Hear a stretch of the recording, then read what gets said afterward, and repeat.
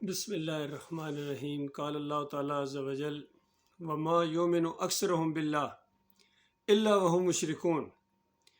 کہ انسانوں کی اکثریت اس طرح ایمان لاتی ہے، اس طرح اللہ کو مانتے ہیں کہ ساتھ ساتھ شرک بھی کرتے ہیں۔ اس کی ایک مثال میں آپ کو دوں، دیکھیے اگر کوئی کرسچین ہے، عیسائی ہے، وہ مسلمان ہوتا ہے، مسجد میں جاتا ہے، صلاۃ ادا کرتا ہے، اور اس کے بعد اپنے چرچ میں جاتا ہے اور سلیب کے سامنے جھک جاتا ہے، یا سلیب اس نے اپنے گلے میں لٹکائی ہوئی ہے تعویذ کی طرح، تو آپ سب اس بات کو سمجھتے ہیں، جانتے ہیں کہ یہ بندہ مسلمان نہیں ہے، اس کی نماز نہیں ہے۔ یا کوئی سکھ ہے، ہندو ہے، وہ مسلمان ہوتا ہے، نماز پڑھنے کے لیے جاتا ہے، صلاۃ ادا کرنے کے لیے مسجد میں، اور اس کے بعد ساتھ ہی اس نے ایک چھوٹا سا مندر بنایا ہوا ہے۔ ہر صلاۃ کے بعد وہ اپنے مندر کے سامنے جا کے اپنی مورتی کے سامنے جھک جاتا ہے، تو آپ اس کو کہیں گے کہ تم مسلمان نہیں ہوئے ہو، تمہاری نماز نہیں ہے، کیونکہ تم نے اپنے شرک کو نہیں چھوڑا ہے۔ اسی طرح نبی صلی اللہ علیہ وآلہ وسلم نے یہ بات کہی تھی کہ یہ ایک اہل کتاب ہے، یہ اس وقت تک جنت نہیں جا سکتے ہیں، کلمہ پڑھنے کے باوجود، لا الہ الا اللہ محمد الرسول اللہ پڑھنے کے باوجود یہ جنت نہیں جا سکتے ہیں، جب تک یہ نہ کہیں کہ عیسیٰ علیہ السلام اللہ کے بیٹے نہیں ہیں، بلکہ وہ تو اللہ کا کلمہ، اللہ کے بندے ہیں اور اللہ کے رسول ہیں۔ یہ جب بات کہیں گے پھر ان کا کلمہ ہے۔ تو میرے بھائیوں، آج جو مسلمانوں کی پوری دنیا میں درگت بنی ہوئی ہے، ذلت اور خواری ان کے ساتھ چمٹا دی گئی ہے، اس کی صرف ایک وجہ ہے کہ انہوں نے اللہ کو اکیلا نہیں مانا ہے، اللہ کے ساتھ شریک ٹھہرائے ہیں، حتیٰ کہ مسجدوں میں بھی انہوں نے مزار بنائے ہیں، قبروں کو پوجا ہے، یا کسی مزار کے قریب انہوں نے مسجدیں بنائی ہیں، کیونکہ شرک کے بغیر ان کی ان کی جو دل کی کلی کھلتی ہی نہیں ہے جب تک ساتھ شرک نہ کرے۔ اور یہ ان کی نہیں، ہر دور کے مشرکین کی یہی خصلت ہوتی ہے، اور ایمان یہ ہے کہ شرک کو بالکل اس سے توبہ کی جائے، اس سے نفرت کی جائے، اور اللہ کو مانا جائے، صرف اکیلے مالک کو مانا جائے۔ یہ تمام انبیاء کی دعوت رہی ہے، آخری نبی محمد صلی اللہ علیہ وآلہ وسلم کی بھی یہی دعوت رہی ہے، اور یہی ان کا راستہ ہے۔ سورہ یوسف کے اندر بھی یہی بات بتائی گئی کہ قُلْ هَٰذِهِ سَبِيلِي أَدْعُو إِلَى اللَّهِ،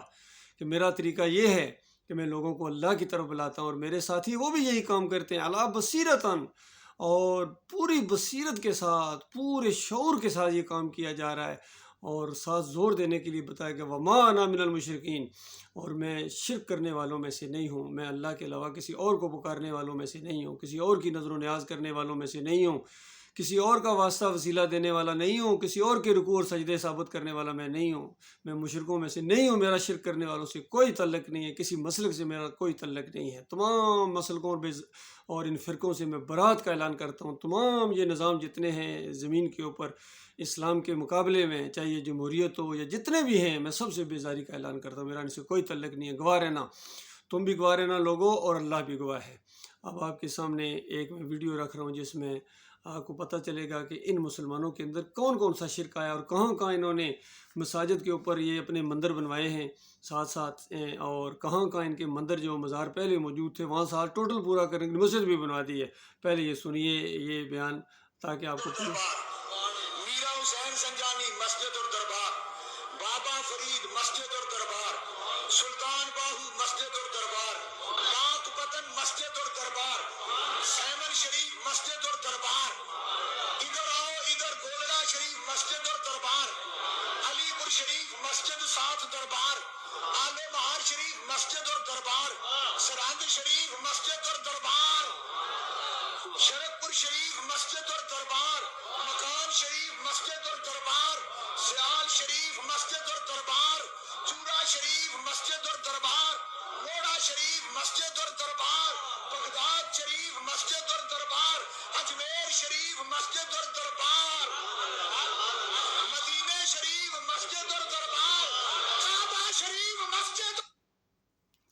یہ آپ کے سامنے ان سارے درباروں کا، ان گدیوں کا اس نے نام لیا ہے، گویا شرک کے اڈے ہیں مسلمانوں کے، جہاں شرک ہوتا ہے۔ دربار نہ ہو تو ان کی مسجد ہی نہیں ہوتی ہے۔ ہمارے علاقے کے اندر بھی بابا صاحب سبحان اور ساتھ انہوں نے چھوٹی سی مسجد بلال کے نام سے بنا دی تھی، اور اندازہ لگائیے بلال رضی اللہ عنہ جو مورتیوں کو توڑنے والے، شرک کے دشمن، اور ان کو تکلیفیں دی جاتی تھی، احد احد پکارتے تھے، کسی نبی یا ولی کو نہیں پکارتے تھے، اور اس طریقے سے انہوں نے ایک مثال قائم کی ایمان کی۔ اور سڑک کے اوپر انہوں نے، ہمارے علاقے کے اندر سڑک کے اوپر ایک دربار تھا پرانا، چاڑا والا، پتہ نہیں کون سا نام بھی ان کے عجیب ہوتے ہیں، ساتھ ایک مسجد بنائی، اس مسجد کا نام بھی انہوں نے دربار مسجد بنا کے، اندازہ لگائیے۔ تو یہ دربار ان کے اندر، ان کے دماغوں کے اندر اس طرح چلے گئے جس طرح بنی اسرائیل کے دماغوں کے اندر بچھڑے چلے گئے تھے۔ تو یہ جتنے دربار اس نے گنوائے ہیں، آخر میں آ کے اس نے مدینہ شریف اور مسجد اور دربار، تو یہ بھول گیا ہے کہ یہ دربار کس نے بنوایا تھا۔ یہ صحابہ کرام نے نہیں بنوایا تھا، جس کو گنبد آج پوجتے ہو، گنبد کے پجاریوں، گنبد کے رکھوالوں، یہ نبی علیہ السلام نے نہیں بنوایا، صحابہ نے نہیں بنوایا، تابعین نے نہیں بنوایا، تبع تابعین نے نہیں بنوایا۔ اندازہ لگائیے 668 ہجری میں یہ جو ترک جب بنے تھے بادشاہ، انہوں نے 668 ہجری میں، اندازہ لگائیے، انہوں نے یہ دربار قائم کیا تھا، اور اس کے بعد یہ انہوں نے قائم رکھا آل سعود نے، اور آج سعودی بھی اس کے خادم ہیں اور اس کے رکھوالے ہیں۔ تو اللہ کے بندو، اس وجہ سے یہ پوری دنیا میں مسلمانوں کی جو ذلت اور خواری ہے، شرک کی وجہ سے ہے، اور اللہ کی بات بالکل سچی ہے، وَمَا يُؤْمِنُ أَكْثَرُهُم بِاللَّهِ إِلَّا وَهُمْ مُشْرِكُونَ۔ اکثریت اس طرح ایمان لاتی ہے، ساتھ ساتھ شرک کرتے ہیں۔ اور آخر میں اس نے پھر بیت اللہ شریف اور ساتھ دربار کہتے کہتے رک گیا، کیونکہ وہاں اللہ تعالیٰ نے یہ دربار نہیں بننے دیا ہے اس انداز سے، کہ تاکہ شرک اور دربار کا یہ جو فرق ہے نا، یہ بالکل واضح رہے۔ اور اللہ تعالیٰ نے اپنی حکمت کے تحت نبی علیہ السلام کو وہاں سے ہجرت کروائی، اور مدینے میں جا کے یہ معاملہ ہوا، پھر مدینے میں جا کے ان کی وفات ہوئی، اور عائشہ رضی اللہ تعالیٰ عنہا کے حجرے میں دفن ہوئے تھے، اپنے مسجد نبوی میں نہیں، بلکہ حجرہ علیحدہ تھا، جس طرح علیحدہ گھر ہوتا ہے مسجد کے قریب، اور مسجد بالکل علیحدہ تھی۔ اور بعد میں انہوں نے جو توسیع کی اور اس قبر کو، اور پھر 2 قبریں اور وہاں بنی، ان کو مسجد کے اندر کر دیا۔ یہ جس نے بھی کیا ہے، یہ بہت بڑا ظلم کیا ہے، بہت بڑی زیادتی کی ہے، اور آج اس کو قائم رکھنے والے ان سے بڑی زیادتی کر رہے ہیں۔ تو یہ سارا معاملہ ہوا ہے اللہ کے بندو۔ اور دیکھیے، اگر نبی علیہ السلام مکے میں ہوتے اور یہاں ان کی وفات ہو جاتی، تو آج بالکل بیت اللہ اور حرم کے اندر یہ دربار پوجا جاتا، پوری دنیا کے لوگ وہاں جا کے رکوع کرتے، سجدے کرتے، جس طرح آج وہاں کر رہے ہیں، مزار کی طرف رخ کر کے نمازیں بھی پڑھتے ہیں لوگ، اور وہاں جا کے جالیاں چومتے ہیں، اور یہ اس انداز سے سارا شرک کا جو نظام قائم ہوا ہے پوری دنیا کے اندر، اس کی مثال دی جاتی ہے کہ دیکھو، جب مدینے میں وہ مزار موجود ہے تو ہمارے مزار کیسے غلط ہو سکتے ہیں۔ تو جنہوں نے اس طریقے سے اس کی بنیاد رکھی ہے، انہوں نے بہت بڑا جرم کیا ہے، اور نبی علیہ السلام کی تعلیمات کا مذاق اڑایا ہے۔ یہ بالکل اسی طرح کا واقعہ زمین کے اوپر پیش آیا جس طرح ابراہیم علیہ السلام بتوں کو توڑنے والے تھے، اور بعد میں آنے والی نسلوں نے عقیدت کے اندر آ کے انہی ابراہیم علیہ السلام کا بت بنا دیا اور بیت اللہ کے اندر رکھ دیا۔ کتنا بڑا ظلم، اندازہ لگائیے۔ اور نبی علیہ السلام نے جب سارے بت توڑے تھے، بیچ میں ابراہیم علیہ السلام والا بت بھی توڑا، اور کہا کہ اللہ تعالیٰ نے مشرکوں کو غارت کرے، انہوں نے ابراہیم علیہ السلام کو اس انداز سے پیش کیا ہے، وہ تو کبھی اس طرح کے نہیں تھے، پانسا ڈالتے ہوئے دکھایا گیا انہوں نے، تو وہ تو ایسے نہیں تھے، وہ تو بالکل وما کان من المشرکین آیا ہے ابراہیم علیہ السلام کے لیے ہر جگہ، کہ وہ شرک کے اس طرح دشمن گزرے ہیں، بتوں کو توڑنے والے۔ بالکل اسی طریقے سے نبی صلی اللہ علیہ وآلہ وسلم نے مزاروں کو گرایا، قبروں کو نیچے کیا، پکی قبریں بنانے سے منع کیا، تو انہی کی قبر کو آج پوجا جا رہا ہے، انہی کی قبر کے اوپر گنبد بنا دیا گیا، مزار بنا دیا گیا۔ اور ایک میں نے بیان سنا کسی فریبکار کا، جو چونکہ انہی کے وہ ریال اور اس طرح کا کھاتا ہے، ان کو پیٹ کے ساتھ یہ دین اس کا لگا ہوا، کہتا ہے کہ دیکھو وہ تو ترکوں نے بنا دیا تھا جی، ہم کیا کریں، وہ تو بنا کے چلے گئے نا، اب کس طرح اس کو ختم کریں۔ اور دوسری بات یہ ہے کہ وہاں شرک کوئی نہیں ہوتا ہے، شرک نہیں لوگ کرتے ہیں، اور بس وہ تو نبی علیہ السلام کا ہے نا، دوسری جگہ نہیں ہونے چاہیے۔ نبی علیہ السلام کا تو یہی عطا اللہ شاہ بخاری نے اسی طریقے سے جواب دیا تھا،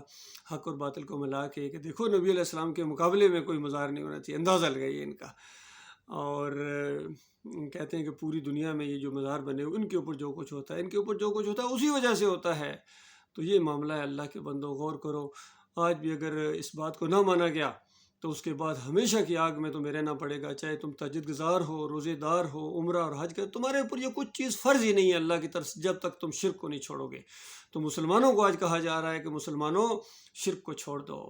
اور اگر اتحاد کرنا ہے تو اس بنیاد کے اوپر اتحاد کرو کہ لا الہ الا اللہ محمد رسول اللہ، اللہ کے علاوہ کوئی معبود نہیں، کوئی داتا نہیں، کوئی دستگیر نہیں، کوئی مشکل کشا نہیں، کوئی حاجت روا نہیں، کوئی غریب نواز نہیں، واسطے وسیلے کے لائق کوئی نہیں ہے، نہ رکوع سجدے کے لائق ہے،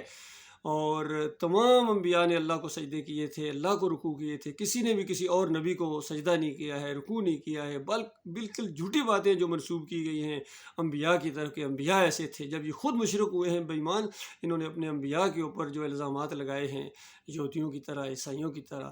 تو میرے بھائیوں، یہ بات آپ کے سامنے بالکل کھول کے بیان کی جا رہی ہے تاکہ کسی قسم کا کوئی شک باقی نہ رہے۔ اور دین کے اوپر اجرت لینا، نمازیں پڑھانے کے پیسے لینا، اذان دینے کے پیسے لینا، یہ بہت بڑا جرم ہے، حرام ہے، ناجائز ہے۔ اور اسی وجہ سے خیر نہیں آ رہی کیونکہ ان مولویوں کو پیسے ملتے ہیں، ان کا پیٹ دین کے ساتھ لگا ہوا ہے، اور یہ بالکل حق بات بیان نہیں کر سکتے ہیں، ان کے بس کی بات نہیں ہے۔ مولوی کبھی دائی نہیں بن سکتا ہے، کبھی مجاہد نہیں بن سکتا ہے، یہ مجاور کا مجاور ہی رہے گا۔ اللہ تعالیٰ ایمان خالص کو سمجھنے اور اس کے اوپر جم جانے اور اسی کے خاطر جینے اور اسی کی خاطر مرنے کی توفیق عطا فرمائے۔ وقولوا قولی ھذا استغفر اللہ لی ولکم ولسائر المسلمین۔